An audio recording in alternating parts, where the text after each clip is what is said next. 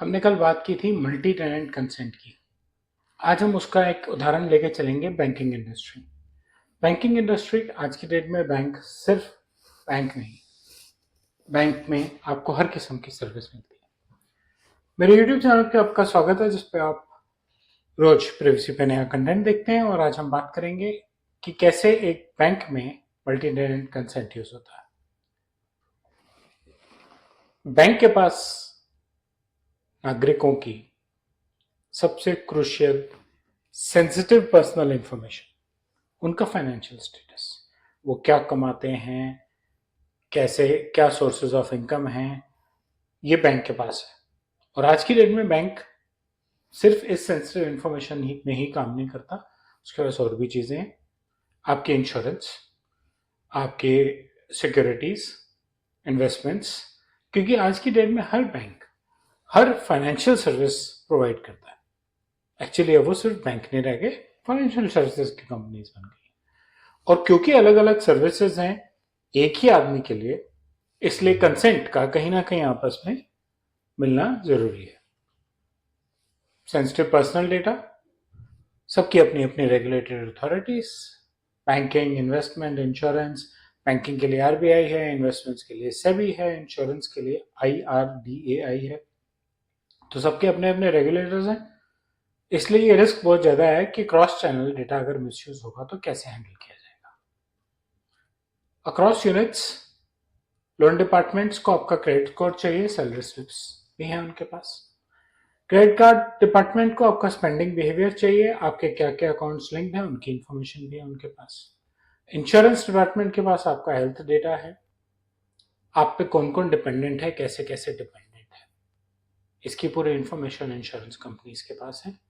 Mutual funds और wallets के पास आपकी KYC इंफॉर्मेशन है, रिस्क प्रोफाइलिंग इंफॉर्मेशन है। और इसमें से काफ़ी चीज़ें ऐसी हैं जो खास करके जो बेसिक पर्सनल इंफॉर्मेशन है जो आपस में शेयर भी की जा सकती। और क्योंकि आप एक सिंगल ऑर्गेनाइजेशन है तो आप एक ही कंसेंट फॉर्म पे भी सारा कंसेंट ले सकते हैं। हर इंडिविजुअल बिजनेस यूनिट एक अलग टेनेंट की तरह यहाँ काम कर रही है फिलहाल के लिए। एक्सटर्नल पार्टनर्स भी काम करते हैं बैंक्स के साथ और इन सर्विस प्रोवाइडर्स के साथ, ब्रोकर्स, NBFCs। तो जो कंसेंट है वो थर्ड पार्टी प्रोसेसर्स पे भी एक्सटेंड होना चाहिए। एक क्लियर रोल डेफिनेशन होनी जरूरी है। कौन पर्सनल इंफॉर्मेशन कलेक्ट कर रहा है, क्यों कलेक्ट कर रहा है, कौन प्रोसेस करेगा, कैसे प्रोसेस करेगा, कैसे स्टोर करेगा, कौन जिम्मेवार है अगर कल को ब्रीच होता है। ब्रीच के लिए भी कौन जिम्मेवार है, कंसेंट की अवेलेबिलिटी और नॉन अवेलेबिलिटी के लिए भी कौन जिम्मेवार है। इन चीजों की क्लियर रोल रिस्पॉन्सिबिलिटी बननी बहुत जरूरी है।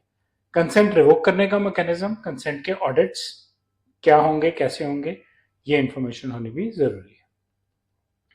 डिजाइन डिसीजंस लेने पड़ेंगे, जैसे कुछ चीजें सेंट्रलाइज होनी बहुत जरूरी है। आप बेसिक इंफॉर्मेशन और जो यूजर इंटरफेसेस हैं उनको स्टैंडर्डाइज करके सेंट्रलाइज रख सकते हैं। लॉगिंग कंसेंट के लिए, कंसेंट के डैशबोर्ड्स वो भी सेंट्रलाइज होने चाहिए। एस्केलेशंस और ऑडिट्स, ऑडिट रिलेटेड इंफॉर्मेशन, ये भी सेंट्रलाइज होनी बहुत जरूरी है। सो कंसेंट के इंटरफेस स्टैंडर्ड्स, उनकी लॉगिंग इंफॉर्मेशन, उनके डैशबोर्ड्स, उनकी एस्केलेशन इंफॉर्मेशन, उनके ऑडिट्स, इन सबका सेंट्रलाइज होना जरूरी है। लेकिन कंसेंट का पर्पस जो है वो हर डिपार्टमेंट का अलग है। इंश्योरेंस को हेल्थ इंफॉर्मेशन चाहिए, इंश्योरेंस को चाहिए। सेविंग अकाउंट वाले को क्या फर्क पड़ता है, सिंपल। लोन वाले को सोर्स ऑफ इनकम और सेविंग अकाउंट के बैलेंस से मतलब है, वहां पे पैसा कहां से आ रहा है वो मतलब है, क्योंकि उसकी इंस्टॉलमेंट जानी है। तो हर एक बिजनेस यूनिट का जो डेटा का पर्पस है वो डिफरेंट है, वो लोकलाइज रहना चाहिए। कंसेंट के इंफॉर्मेशन उससे रिलेटेड लोकलाइज रहनी चाहिए और उनके रिस्क क्या क्या हैं, रिस्क के थ्रेशोल्ड्स क्या हैं, ये इंफॉर्मेशन भी लोकल ही रहनी चाहिए। ये एक एग्जांपल मल्टी टेनेंट कंसेंट का बैंकिंग इंडस्ट्री। मुझे उम्मीद है आपको कंटेंट अच्छा लगा होगा। बेल और लाइक आइकन दबाएं, मेरे चैनल से सब्सक्राइब करें और अपना फीडबैक कमेंट सेक्शन में शेयर करें। धन्यवाद।